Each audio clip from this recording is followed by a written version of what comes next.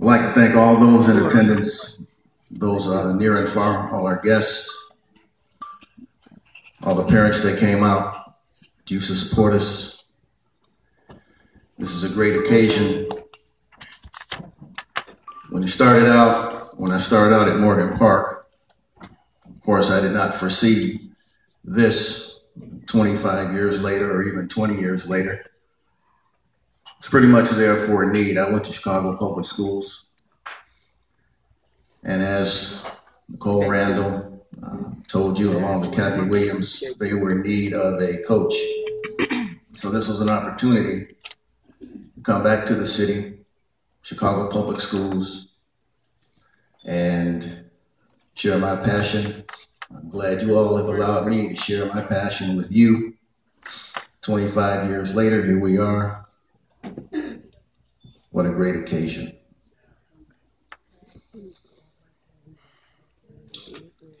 But in the beginning, and I'm going to go back and touch on that Oak Forest track meet that Coach Dawson mentioned a little bit. Get the story right. Please, clear it up. I'm going to add to it because there was a reason. See, when we started out, we didn't have enough uniforms. Come on now, I remember. We didn't have enough uniforms, and we went in one of the gyms way back in the storeroom on top, and we found some. It wasn't enough. The team was kind of large. So I think it may have been Nicole Randall, a.k.a. the Rocket. Coach, what are we going to do? We don't have enough uniforms. Well, we weren't going to the thrift shop, Coach. We were. I said, here's what you do. All you all wear a white undershirt. So when you get through running your race, you just take your singlet off, give it to the next person. Wow. You have to go and to the ladies' room and like that to change right there in the stands. That's what we did. And again, I'm glad some of the newer members, current members are here because they don't know about that. They don't know about that. Yeah, I see y'all over there, 07. Y'all don't know about that either. You welcome.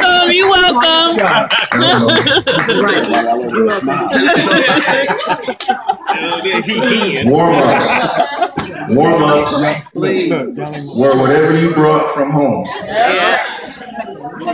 Some people may have had on sweats. Some people may have had on a jacket that they wore to school. While we were there. That was their warm-up. So when you saw us at Oak Forest, that's why we looked the way that we did. But the main thing that you saw and what you told me is that y'all really could run. Yeah. But not having the uniforms, not having the warm-ups, did not take away from the fact that you had the heart and the desire. Right, that's right. So couple that with some of my crazy ways, we made things happen. Let's talk about that. Let's talk about that, Coach. Talk about those ways. I was accurate about that. Yeah. Talk about that. You're like, did you just admit? While you all were at home asleep, I'm making up workouts at 2, 3 in the morning. He's having a nightmare.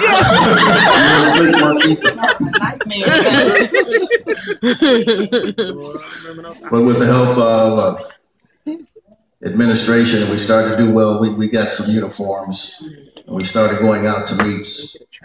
Looking good. Here's some other things that some of the other years don't realize. Maybe some of you at the time. By that time, Coach Dawson was on board. We go to a lot of these suburban meets, and they didn't know Morgan Park was in the city.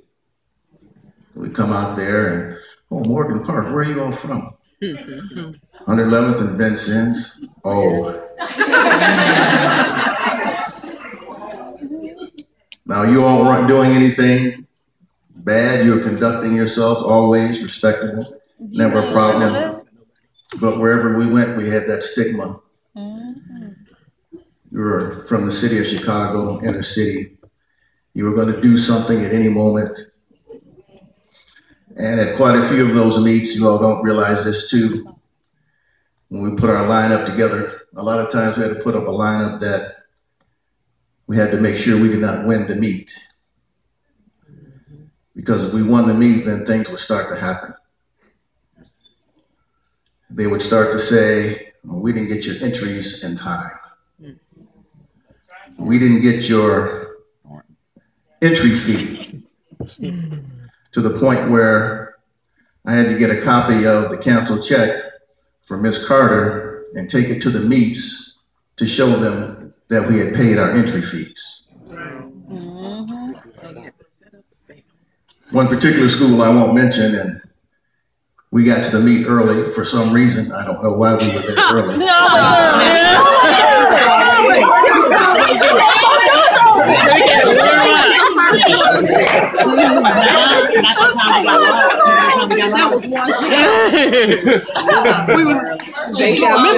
And the coach actually came into the field house. Of course, we're the only ones in the field house. And lights, well, that's downstate. That's downstate. That's downstate. When we get downstate, I turn the lights on in the field house. Early. Had to sleep. But the coach came in and saw us there and yelled, "What are you all doing here? You're not supposed to be in here." We won't mention the school, but Jeff knows. Jeff will. Jeff will mention it. Thank you, Jeff. So we had to show him the council check. Yes, we did pay. Well, you have to be in the outside lanes then. Wow. Well, it really didn't matter. Right. Right. Inside, outside, you put us on the sidewalk, it didn't matter. That's where we practice. Practice on rocks. But over time, and your performances, which you all really did, as they say, you all changed the game. It was no longer enough just to be good. That was not good enough. Your opponents had to be a lot better. We didn't have much. We'd go to meets, coaches would ask, well, what kind of an indoor track do you have?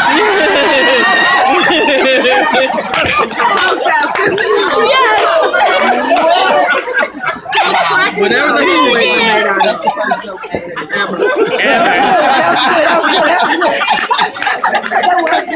That was I never heard you tell a Marquita has never heard me tell a joke.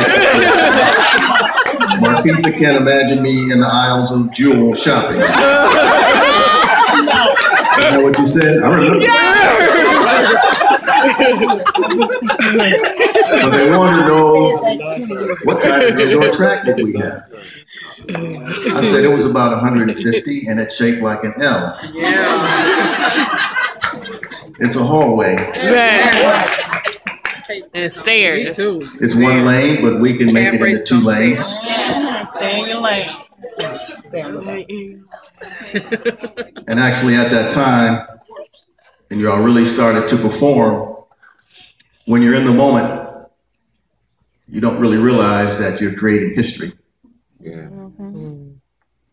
But we were. The Illinois High School Association even changed its rules. Yeah, they changed the rules, and a lot of you don't know because you've been away for a little while. They did away with the 800 medley relay. You know, that used to be the very first event in the meets.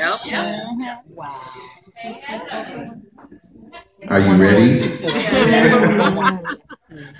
They changed it, probably figuring, well, if we can take 10 points from Morgan Park or East St. Louis or Evanston, maybe somebody besides the big 3 can win.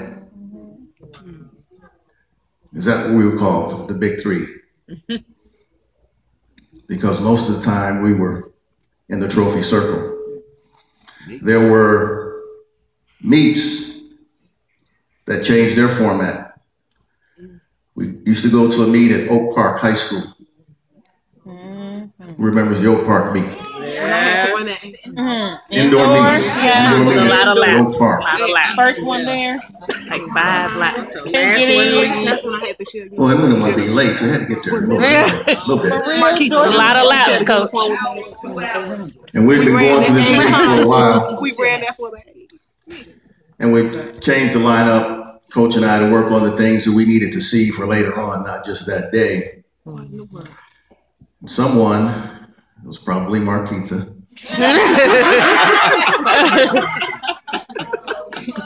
said, when we go to the meet this time, Coach, you know, them girls, they talking stuff up there. Can you change the lineup?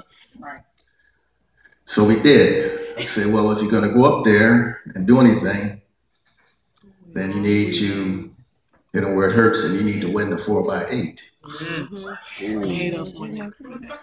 Which they did from start to finish. I was like,